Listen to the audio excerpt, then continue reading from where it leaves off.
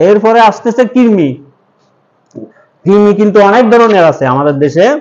একটা কৃমি আছে মোটা মোটা, হ্যাঁ, এটা হইলো যে সবচেয়ে বেশি, এটাকে বলে রাউন্ড ওয়ার্ম। হ্যাঁ হ্যাঁ, রাউন্ড ওয়ার্ম। আর রাউন্ড ওয়ার্ম যেটা, ওইটাও আবার রক্ত না, এটা পুষ্টিতে ভাগ বসায়।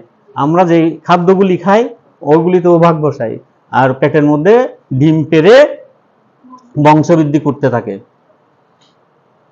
আর এটা হলো যে কৃমি আমাদের কি ক্ষতি করে সেটা হয়ে গেলে ওই কৃমিগুলি কি এখানে বসে থাকবে? এগুলি জীবিত জিনিস। অনেক সময় দেখা যায় যে এটা আপনার বাইল ডাক্ট দিয়ে, বাইল ডাক্ট যেটা লিভারের সাথে যুক্ত, লিভার থেকে রস যেটা আসে ওটা হলো বাইল ডাক্ট, ওইটা দিয়ে ভিতরের দিকে ঢুকে যায়। তো বলে কি বিলিয়ারি অ্যাসকেরিয়াসিস। ঠিক আছে, পেটের ভিতরে একটা চাক্কা পেকে যায় সবগুলি মিলিয়ে, ওইটাকে বলে ইন্টেস্টাইনাল অ্যাসকেরিয়াসিস। ইন্টেস্টাইন মানে কি? পেটের আঁতুড়ি আর কি, ওইটার মধ্যে থাকলে ইন্টেস্টাইনাল অ্যাসকেরিয়াসিস।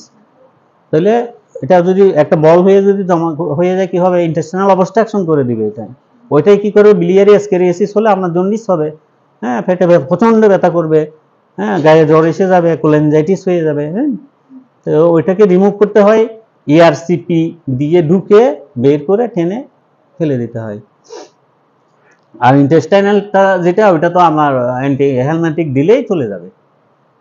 এগুলি অ্যান্টি হেলমেন্টিক 6 মাস পর পর সরকারিভাবেই দেওয়া হচ্ছে। অ্যালবেন্ডাজল দেওয়া হয়, হ্যাঁ, 400 মিলিগ্রামের একটা ট্যাবলেট। বাচ্চারা চুষে চুষে খেয়ে ফেলে, মুখ থেকে পায়খানার রাস্তা পর্যন্ত যত কৃমি থাকে সব মরে বুথ হয়ে চলে যায়। ঠিক আছে, ওগুলি নিয়ে আমার আর টেনশন নাই। ঠিক আছে, কিন্তু এই যে এটা নিয়ে আমাদেরকে খুবই জ্বালায়। রাউন্ড ওয়ান কি করতেছে? আপনার শেয়ার করতেছে সব খাদ্য, ইভেন ও আয়রন তো শেয়ার করবে। আয়রন, ফলিক অ্যাসিড, আমাদের যেগুলি রক্তের জন্য উপাদান, ভিটামিন বি কমপ্লেক্স, এগুলিও তো সে শেয়ার করতেছে। তো শেয়ার করলে ওইটার কারণেও কি হবে? রক্তশূন্যতা হবে। আর হলো যে অপুষ্টি, পুষ্টি শেয়ার করে ফেলতেছে পেটের মধ্যে। আপনি যে জায়গাটাতে আপনার খাদ্য দ্রব্যগুলি শোষণ করার কথা ছিল, সারফেস, ওই সারফেস এরিয়াটাও কমাই দিচ্ছে। ও কমাই দিচ্ছে না, কৃমি দিয়ে ভর্তি।